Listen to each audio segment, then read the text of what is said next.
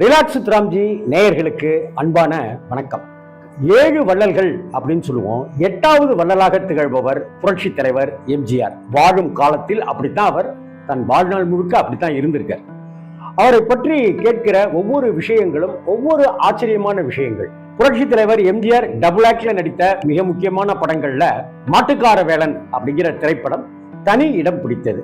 அந்த படத்தை பத்தின விஷயத்தை பார்க்கறதுக்கு முன்னாடி அந்த படம் வெளியாகி 100 நாள் விழா நடந்தப்ப நடந்த விஷயத்தை தான் உங்கள்கிட்ட பகிர்ந்துக்கும். மாட்டுக்கார வேலன் தமிழகம் முழுவதும் ரிலீஸ் ஆகி மிகப்பெரிய வெற்றியை பெற்றது. வசூல் சாதனை பண்ணின முக்கியமான படங்கள்ல 70களில் வந்த முக்கியமான படங்கள்ல எம்ஜிஆரோட மாட்டுக்கார வேலன் திரைப்படமும். ஜெயந்தி பிக்சர்ஸ் கனகசபை செட்டியாருங்கிறவர் மிகப்பெரிய தயாரிப்பாளர். அவர் தயாரித்த இந்த படமும் மவுண்ட் ரோட்ல எம்ஜிஆருக்கு அந்த மாட்டுக்கார வேலன் அந்த எம்ஜிஆர் கெட்டப்புக்கு பெரிய கட் அவுட் வச்சிருந்ததும் என்னுடைய சின்ன வயசுல பார்த்தது நினைவிருக்கு. மாட்டுக்கார வேலன் 100 நாள் ஓடுது, எல்லா பாடல்களும் ஹிட்டு. 100வது நாள் விழாவை கனகசபை செட்டியாருக்கு என்ன ஆசைனாக்க மதுரையில விழா எடுக்கணும் அப்படின்னு ஆசை. அதன்படி திரையுலக வட்டாரங்களை சேர்ந்த முக்கிய பிரபலங்களை எல்லாம் அழைத்து கொண்டு நடித்த நடிகர் நடிகைகளோட புரட்சி தலைவர் எம்ஜிஆர் மதுரையில அந்த விழாவில் கலந்துக்கிறதுக்கு போறாரு. அப்ப ஒரு சம்பவம். எம்ஜிஆர் விழாவுக்கு போய் நின்ன அந்த தருணத்துல அங்க இருந்த ஒரு விநியோகஸ்தர்கள் ஒரு விஷயத்தை தயாரிப்பாளர்கிட்ட சொல்றாங்க. அந்த தயாரிப்பாளர் கனகசபை செட்டியார் எம்ஜிஆர்கிட்ட சொல்றாங்க, அந்த விஷயம் மாட்டுக்கார வேலன் 100 நாள் ஓடிச்சு இல்லையா, இந்த அம்மா ஒருத்தங்க டெய்லி 100 நாளுமே வந்து தொடர்ந்து படம் பார்த்துருக்காங்க. நேற்றுக்கு பார்த்தாங்க, முந்தானத்து பார்த்தாங்க, இன்னைக்கு பார்த்தாங்க அப்படின்னு 100 நாள் தொடர்ந்து அந்த அம்மா பார்த்துருக்காங்க அப்படின்னு உடனே எம்ஜிஆருக்கு பெரிய ஆச்சரியம், பெரிய சந்தோஷம். எங்க அந்த அம்மா அப்படின்னு எம்ஜிஆர் கேட்டு அப்படியே கையை பிடிச்சிட்டேன். என்னம்மா, ஒரு படத்தை ஒரு தடவை பார்க்கலாம், 2 தடவை பார்க்கலாம், ஏன் 100 தடவை பார்க்குறீங்க அப்படின்னு அந்த அம்மாட்ட கேட்டிருக்காங்க. வயசான அம்மா, அவங்க கீரை வியாபாரம் பண்ணுறாங்க. உங்களுக்கு என்ன வியாபாரம் அப்படின்னா, நான் கீரை வியாபாரம் பண்ணுறேன் சாமி, நான் எனக்கு ஒரு நாளைக்கு 3 ரூபா கிடைக்கும் கீரையில் லாபம், அதில் 1 ரூபாயை வந்து உன்னைய பார்க்கறதுக்கு நான் செலவு பண்ணிடுவேன் அப்படின்னு இருக்காங்க. அப்படியே அதிர்ச்சி ஆகிட்டார் எம்ஜிஆர். அப்படி என்ன அந்த படத்தில் இருக்கு, நீ இருக்கியே, உன் முகத்தை பார்த்தாலே மனசில் இருக்கிற பாரமெல்லாம் குறைஞ்சிதுரா சார், அதனால தான் நான் தினம் வந்து படத்தை பார்த்துறது. எங்கள் ஊரில் இருக்கிறவங்கெல்லாம் ஆடுவாங்க, பாடுவாங்க, என்னென்னமோ கொண்டாட்டம் திரிவாங்க.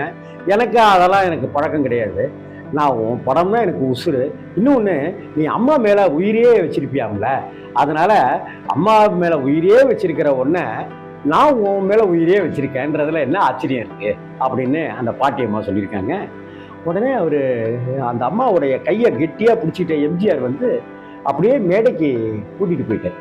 மேடையில் எல்லாருக்கும் முன்னாடி சொல்லிட்டு, நீங்கள் என்னுடைய படம் பார்க்குறதுக்கு தினம் 1 ரூபாய் செலவு பண்ணீங்க, 100 நாள் செலவு பண்ணீங்கல்ல, அந்த 100 ரூபாய் நீங்கள் செலவு பண்ணதுக்காக நான் 1000 ரூபாய் தரேன் அப்படின்னு இருக்கேன்.